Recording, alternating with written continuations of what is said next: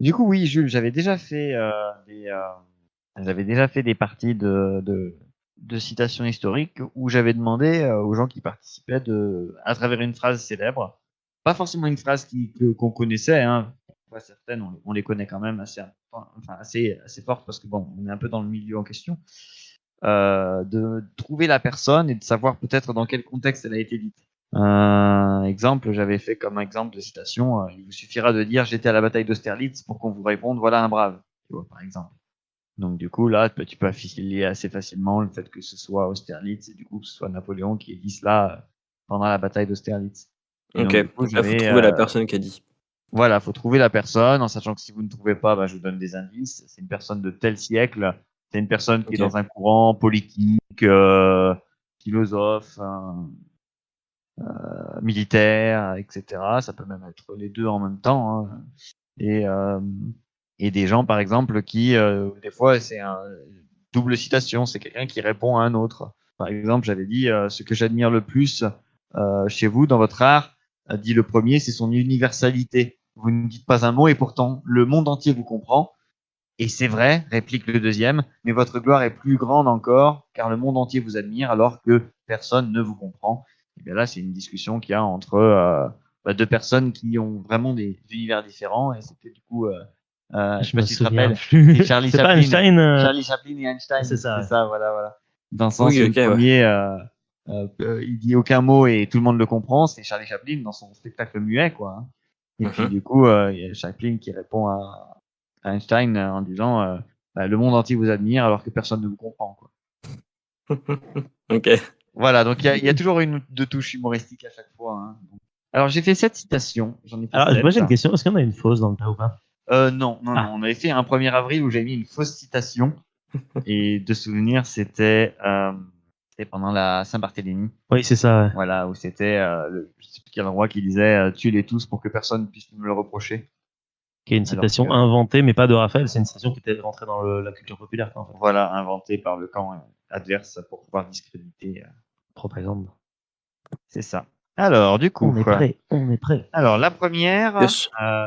Chaud bouillant. dis-moi. Ah, Non, non, on est chaud. On est chaud. Alors, la première, Ah.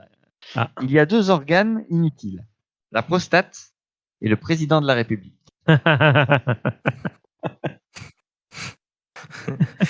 Qui a dit ça, c'est ça? Oui. Oh merde. Est-ce qu'il y a une vraie différence entre les deux? Oui, il y en a un qui peut te donner du plaisir, techniquement. Oui. Je ne dirai pas lequel. Il y a 2 organes inutiles, la prostate et le président de la République. C'est une phrase qui a été répondue C'est récent. par un politique. C'est forcément. C'est politique de la 5ème République? Non. Ah, plus vieux alors? Plus vieux. C'est encore Clémenceau? Oui. C'est toujours Clémenceau, de toute Il faut façon. toujours qu'il y ait une citation de Clémenceau parmi les 10. Hein. Ça, c'est quand même quelque chose. Il a dit ça, sérieux? Oui, oui, il a dit Putain, ça. mais c'est vraiment un gros bâtard. Il a dit ça en fait pour montrer l'insignifiance du rôle de la présidente de la République sous la troisième d'ailleurs. Hein. Et pas de toute façon, lui-même était dans l'opposition. Hein. C'est juste une lutte verbale entre le présidentiel et le parlementaire, quoi. Oui, mais lui, il était président du Conseil en plus, non? Qui a été, oui, il a été quasiment un peu toutes les places politiques qu'on peut avant d'être politique. Hein. Je rappelle que la dernière que j'avais fait de lui, c'était un traître, c'est un homme politique qui quitte son parti pour s'inscrire dans un autre. Par contre, un converti, c'est un homme politique qui quitte son parti pour s'inscrire au autre. C'est toujours. Ouais. Alors, la deuxième, un jour, la France me remerciera d'avoir aidé à sauver son honneur. Ah oui, carrément. Oui. Pétain? Non. C'est un contexte particulier qui a passionné la France, un sujet en particulier. C'est Napoléon, en tous les cas. Dreyfus? Non. Oui, ça c'est par rapport à l'affaire Dreyfus.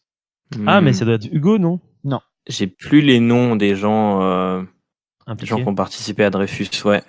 Est-ce que c'est un écrivain célèbre? Oui. C'est Zola? Oui. Ah, bah ouais. C'est Émile Zola, en fait, dans la... oui, j'accuse. En marche, en fait, quand il a... C'est un discours qui est tiré du journal L'Aurore, le 22 février 1898. J'accuse. Donc oui, vous avez eu la réponse, hein, c'est par rapport à l'affaire Dreyfus. Et donc du coup, c'est un romancier très populaire, hein, Émile Zola, et il est condamné du coup en cour d'assises à 1 an de prison parce qu'il a dévoilé cette affaire, il a permis à l'externaliser en France et surtout dans le monde. Et donc du coup, tout le monde est au courant de l'affaire et donc du coup, il va s'exiler ensuite en Angleterre. Alors. Putain, chaud, ok, j'avais pas. Ok. La troisième, ce que l'homme perd par le contrat social, c'est sa liberté naturelle et un droit illimité à tout ce qu'il tente et tout ce qu'il peut atteindre. Ce qu'il gagne, c'est sa liberté civile et la propriété de tout ce qu'il possède. C'est Marx. Marx. Non, c'est pas Marx. Engels. Ni Engels. C'est un merde. Français. Oh. Un Français, et la réponse est dans la citation. Oula. Je vous la refais. Ah, Rousseau. Oui, c'est Rousseau. Ah, bah oui, le Rousseau contrat dans social. le contrat social, ouais. En 1762. Mais oui. Et donc, voilà, hein, en fait, Tout le monde très en avance un peu Rousseau quand même. Hein. Pour résumer un petit peu, le postulat initial, c'est que l'homme doit perdre sa liberté naturelle et renoncer à la loi du plus fort Ouais. pour retrouver sa liberté civile et une forme de propriété limitée à ce qu'il possède. Ce à quoi plus tard répondra Napoléon, si on est dans la mouise, c'est bien à cause de Rousseau, quoi. Quand il va y avoir les invasions anglaises, etc. Plus tard. D'ailleurs, quatrième citation, je préférais qu'on égorgeât mon fils, qu'il fût noyé dans la Seine, plutôt que de le voir jamais élevé à Vienne comme un prince autrichien. Waouh, c'est violent. C'est une violence parfaitement calculée. C'est un truc de roi, ça encore, non? Ouais, ou d'empereur. Ou d'empereur, en tout cas de noble. Oui, ou touché au but. En tout cas, quelqu'un qui avait une profonde qui haïssait les Autrichiens. Donc, il y en a beaucoup. Est-ce que c'est pas Jean Henri IV? Non, c'est bien plus récent. Plus récent. Ah, merde. Récent, c'est le Napoléon. C'est le 19e siècle. Oui, c'est Napoléon. C'est Napoléon et son fils. Je ne sais pas si vous savez que Napoléon avait eu un fils. Bah oui, mais il l'a eu avec une Autriche. Ouais. Oui, qui s'appelle l'Aiglon. Et du coup, pendant qu'il est exilé à Sainte-Hélène, il ignore complètement le destin de son c'est pendant son exil. Et son fils, en fait, il est élevé à Vienne, par son grand-père, du coup maternel, comme un prince autrichien, sous le nom de duc de Reichstadt. Ah, il était duc de Reichstadt, là. Oui, l'enfant est d'ailleurs bien aimé, apparemment. Il est entouré, mais bon, malheureux et bientôt malade de la tuberculose. Ouais, il crève. Il crève assez rapidement. RIP. C'est pas très charismatique le titre Aiglon.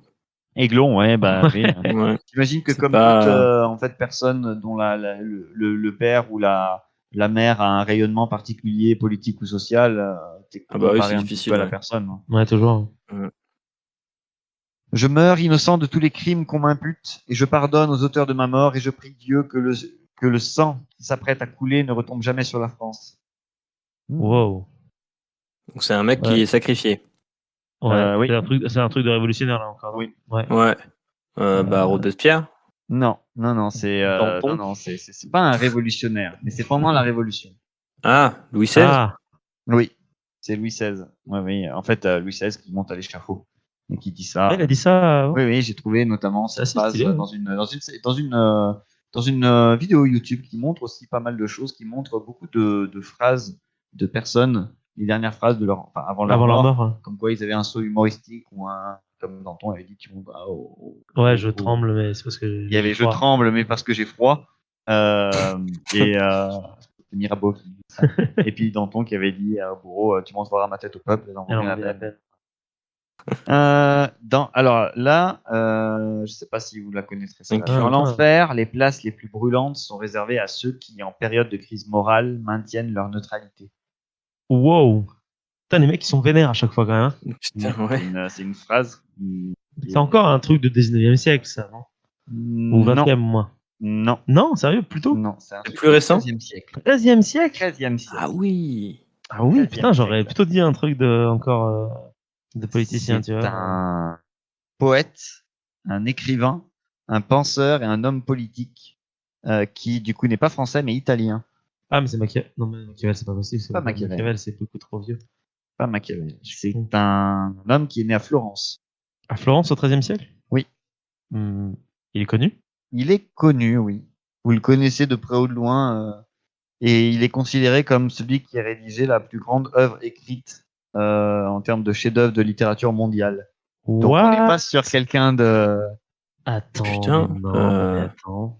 Il est célèbre pour le fait que son chef-d'œuvre en question est divisé en 3 chapitres bien distincts et qui analyse ce qu'on appelle un idiome sur la religion, sur la particularité d'après la mort, ce qui se passe dans la religion. Comme c'est Dante.